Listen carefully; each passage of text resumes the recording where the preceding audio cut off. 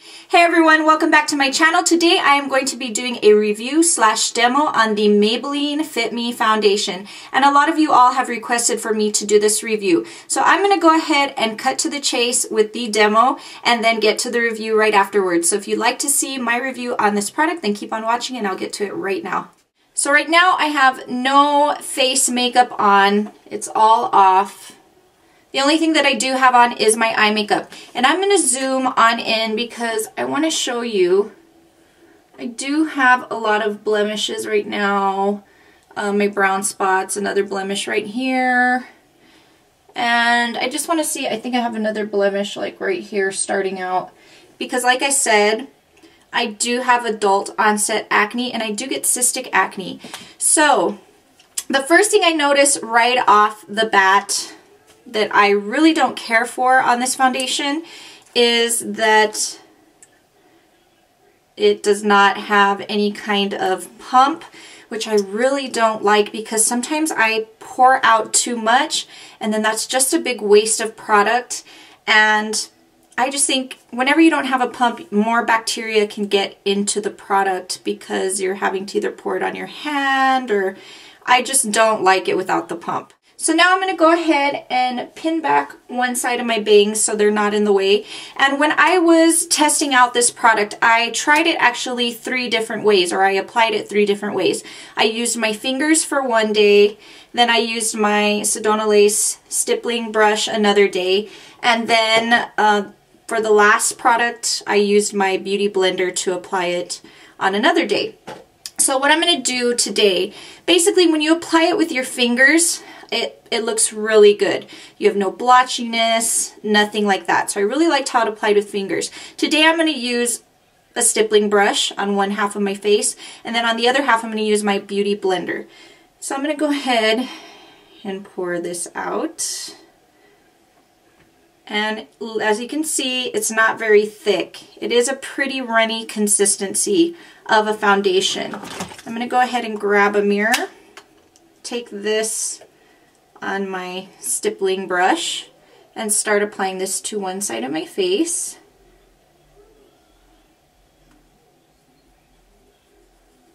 And I'm starting to buff it in. And this color I got is a little bit yellow, and it looks crazy at first, but it actually blends in pretty well once it's on.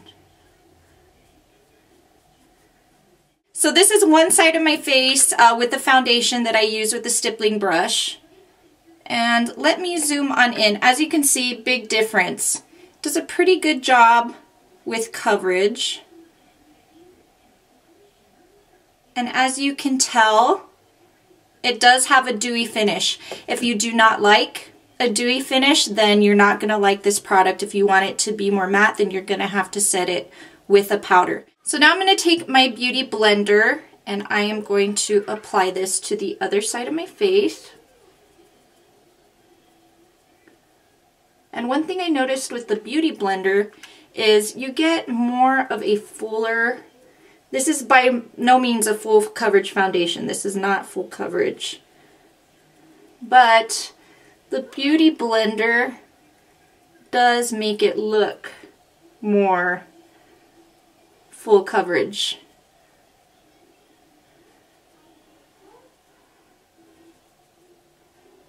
Now this is the finished look. And like I said, this is with a stippling brush and with the beauty blender, and this is a very dewy finish. If you like a dewy finish, you are going to love this product. If you want a more matte finish like I do, then you're going to want to set it with a setting powder, which is what I'm going to do right now because I have oily skin and this is so dewy that if I don't set it, my skin gets hella oily, let me tell you. So I am just setting it with some blot powder. Okay, and so as you can see, it is still pretty dewy even after I put my blot powder on. So I will be right back. I'm going to finish my face and then I will give you my complete honest opinion on this product. Now I'm going to give you my honest opinion on the whole foundation. The packaging I am not a fan of, which I'm not a fan of a lot of drugstore foundation packaging because, you know, the majority do not come with a little pump like this. And what can end up happening is you can end up pouring out way too much product, and then you don't want to scoop it back into the bottle because then you're contaminating what's in the bottle. I mean, once it hits air, you're already exposing it to bacteria and stuff like that. But the packaging I'm not a big fan about. Now the color that I got is 220. If you are an NC30 in MAC, then this 220 will be fine for you. When you first put it on, or when I first put it on, it looked a little bit yellow, but then it blended into my skin really nicely, so the color was fine. I have no problem with that. The one problem I did have is it was a little too dewy for me. If you have oily skin like I do, then you're probably not going to like this, and you basically will need to set it with a setting powder if you don't like all that dewiness. Another thing I need to mention also is I've worn this foundation for about 4 or 5 days, and what I noticed was, you know, even after I applied the setting powder, which right now looks really nice, towards the end of the day, remember I told you it's light to medium coverage, so if you have some honkin' dog zits, even when you apply the concealer or any other kind of concealer, I haven't tried the Fit Me concealer, so maybe you need to only use a Fit Me concealer with the Fit Me foundation, but any other concealer, which I love my MAC Slick Cover Up, ends up wearing off with the foundation, and I've never had that problem before. Towards the end of the day, I don't have any foundation on. My face gets really super oily, blotchy looking. It drove me insane. I wanted to run home and go get my Makeup Forever HD foundation, or even my L'Oreal foundation that I have, my True Match, and apply that instead because my skin just got super oily. Super oily.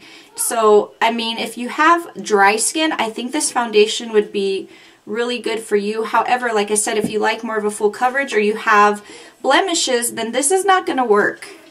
I mean, and I've seen rave reviews about it, and I'm sure maybe it works on somebody with dry skin. I don't know, but the coverage, I just don't see how you can really like the coverage unless you like a light coverage, which I do like light coverage, but when I'm having like those crazy breakout days, I want something that's going to give me more of a full coverage, and I don't like applying more than one coat of foundation.